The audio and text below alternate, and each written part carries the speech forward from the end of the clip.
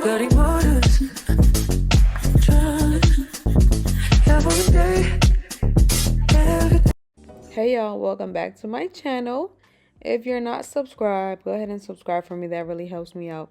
And like this video too. Leave a thumbs up. These are the two gels I'll be using for this hairstyle today.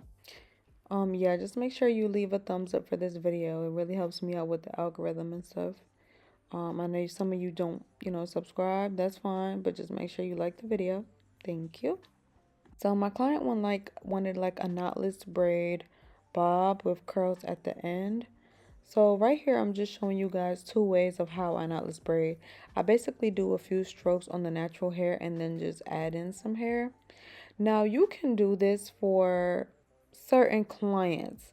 You can do this if your client's hair is already really thick. But since we're starting on the perimeter of her hair, you can see the braid is pretty small. So I'm going to take this out and basically show you how to start it off to make it like thicker sooner, if that makes sense. Y'all know I be having a hard time explaining things, but people in the comments say that they like the way I explain things. So hopefully y'all can, you know, stay along with what I'm saying.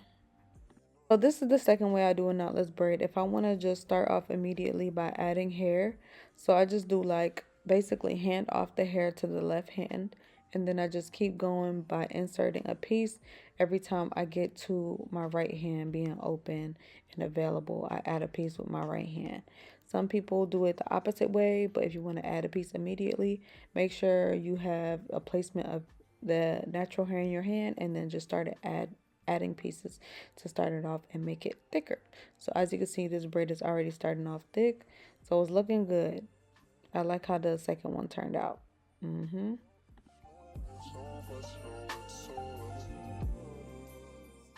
Now this client right here didn't ask me to tuck, so some of her hair obviously is showing, but I do want to show you guys like what it looks like when you do tuck the hair using, colored hair. Obviously, if their hair isn't matching the color of the braiding hair, then some people prefer you to tuck it in. So I'm going to show you guys a clip of how I basically tuck hair. Before I show you guys how I tuck, this is basically how I'm sealing off the ends. I'm taking like a really thin piece, wrapping it around and creating a knot. That's what I'm going to do for all of the braids to secure it. No nail glue or anything. Okay, so let's talk about tucking. So right here, I'm going to show you guys how it is when you're tucking. You basically want to have a little bit of gel to use on the natural hair. You're going to braid as usual, but you're going to pay attention to the natural hair. You're basically going to take the natural hair and push it to the back out of your way. When you're tucking, the natural hair is basically going behind the top of the braid. So behind all that color, I'm taking her natural hair and sticking it behind the colored hair. That's basically all tucking is. Tucking is not really like putting it like it just magically goes away. It's basically just being tucked behind the braid instead of in front. So when you lift that braid up and you look underneath, you're still gonna see the natural person's hair. So that's what tucking basically is. Now, I'm not the best at tucking, but I just wanted to show you guys that. And then I'm going to show you guys an easier method I've been doing. Oh my gosh, this makes me feel like I've been moving so much faster. So basically, I did the 2 rows in the back, right? Cool. Then I parted her hair from ear to ear, from ear to crown to ear. If you stand with me, you stand with me. But yeah, so I'm starting doing the front of her head. So I'm only going to do the front okay, so I did the 2 rows in the back on the nape, on the back of her head, right? Then after that, I started the front. So you see how like I have like a line right there of where I'm only like doing the front. Like I haven't gone around her entire head yet. I'm only doing the pieces in the front first. I realized like you can do the whole front before like you do the whole back, because the front is where you need it to be perfect at anyway. So I save my energy for the back. That way when I get to the back, I don't gotta think, because the front already has the parts ready for me to go all the way around. Y'all will see what I'm talking about in just a second. So boom, the front is already done. The nape is already done. All I gotta worry about is connecting that row to the other side. That's all I got to worry about. Connecting that row from one side of her head to the other side of her head, and the rows are already made for me. Perfect. Then the front is already done. I don't got to be, you know, when you just have the least bit of energy, but you got to start the front, and you be like, oh, I got to really put some work in if I'm going to be doing the front. No, because all my energy is I already did the front. Now I just got to worry about the back.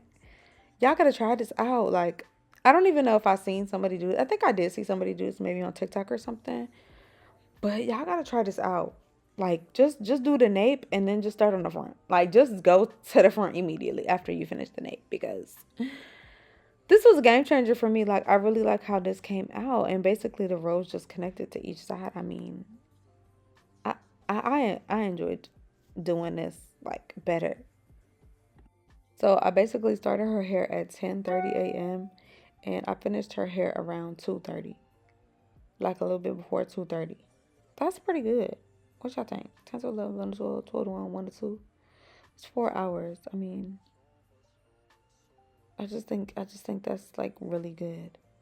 But also, it took me a while because I had to do the curls at the bottom. That took some time. She was just getting regular knotless, probably be different. But anyway, yeah, girls. So I think y'all should try that method. Let me know if y'all try that. Comment down below. Let me know. Okay, so let's move on to the curls. Don't mind my Fritos in the back. So I use the orange perm rods. And basically, when you're doing this, you want to make sure that you're wrapping the hair like tightly around the perm rod, tightly around the flexi rod, tightly, just so that when you dip it, it don't become, a loose or anything or unwrap. So I'm doing it as tight as possible, wrapping it on top of it. So when I get to the end, wrap, and yeah. And if you need to, you can use a little gel to make sure that it wraps tightly. Sometimes I do that depending on, what it's feeling like. But yeah, wrap tightly, y'all. Then you're going to want to boil your water with your kettle. I'm going to leave my kettle down below so y'all have the link to it. Love this kettle. I've been having it forever. So you're going to do that and basically just make sure you squeeze that towel on the perm rods that you dip so that it don't burn your client, girl. Like squeeze the perm rod before you just like leave it on your client, because it's really, really hot. Squeeze it, okay? Get all that heat out before you just be leaving it on your client's shoulder. Now they burning up. Don't do that. Dip it, squeeze it, and then leave it, okay? And then you want to leave it in the perm rod for about like maybe like 10 minutes. Then you want to just unravel it after. I use hairspray just so I make sure that my the curls stay. I use spray like when it's already like I'm about to unravel it, and then after I unravel it, I spray it with hairspray at the bottom. Okay, that's why you want your curls to look nice and bouncy. Period. Okay, so and then you can also use flexi rods too. I got a pink one, a purple one. I don't know if the flexi rods go by sizes with the colors, but that's what I used. It's the same thing, girl. Just wrap really tightly around, and boom, you're good.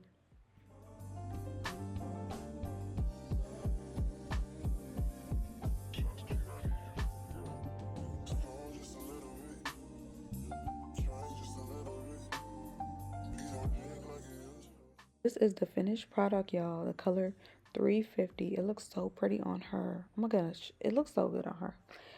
So yeah, let me know what you guys think. Let me know what y'all want to see next, and I'll see y'all next time. Bye, faves.